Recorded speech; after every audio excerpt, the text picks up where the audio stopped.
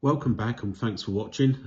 Today we're going to go through some of the 8th Army that I've started to build for the Gentleman's War, which if you've seen the previous video, you'll understand what's going on there. We're starting to build the starter set for Bolt Action, which contains 24 Africa Corps and 24 8th Army. So I started with the Brits, just for no other reason than I wanted to.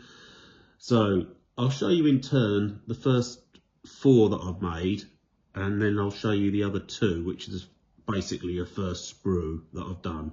But the first 4 I've mounted on corks, one for ease of handling when painting, and that's pretty much it really. That's the only reason why. But you can mount it on different handles if you want. I just use corks because they're free. I just use them with a bit of blue tack on them. It secures them on there. That's good for me. So without further ado, let's jump in and have a look at the first one. So if I just put it into camera, and I'll try and get it in focus as much as I can, and there we go. So if you see there, it's just a standard charging pose, which I've done. This has got no modification to it at all, straight off the sprue. And he's got his little pickaxe handle thing there and water bottle.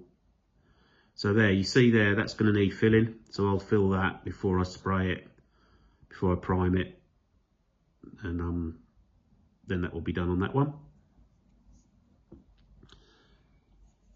Next up, we've got another running guy. He's just running forward with his rifle in his hand. This chap's got a backpack on, the same, and this guy has got a netted helmet. Some of them had netted helmets, some of them didn't. Don't think there's going to be any need for any filling on that one, although that does look like it might. I might put a little drop of filler in there if you look on his shoulder there. So that's the second one.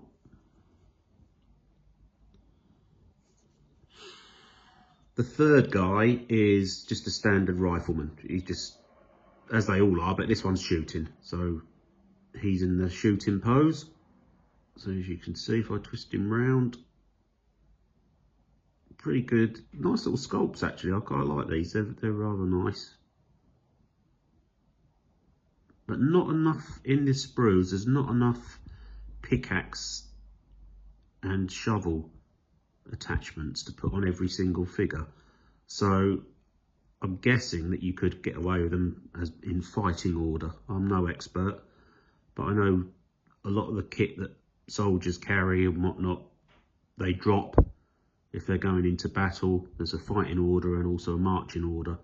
So I'm assuming that this guy's in fighting order. Again, nice little face on him.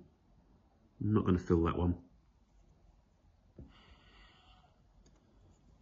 Number 4, we have a guy at the ready pose. There we are, so you can see that. He's at the ready, marching forward in his shorts. It's normal steel helmet for this guy. So when we paint them up, I'm going to do a little bit of chipping on there, probably just to make it look a little bit better. Sorry for the focus. But there, that's that guy again in fighting order. And then the last 2 on the sprue, which make up the 6, I've made as a LMG team or a Bren gun team. So the first guy I'll show you is this chap. Now he's got a Bren gun magazine in his hand, and he is leaning forward as if he's passing it up to the gunner just to reload. He's also got a rifle, which incidentally I've slightly modified there on that rifle, if you can get it in focus. I've cut the bayonet off because they all seem to have bayonets, which probably wasn't the case. I'm guessing if it was going in close combat, then yeah, they would have fixed bayonets, but not all of them. And then his partner in crime is the Bren gunner. Now I've done this Bren gunner in a kneeling pose. he's got quite his mouth open there and shouting, so that'll be interesting to paint his face when I get to do it. So again, I'm going to have this chap.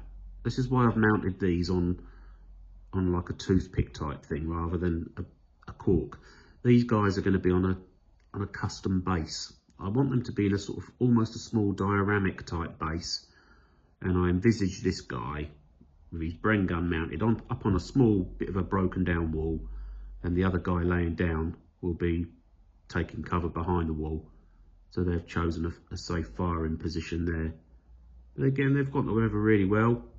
This one's really nice. There's no filling needed on that guy. Again, fighting order.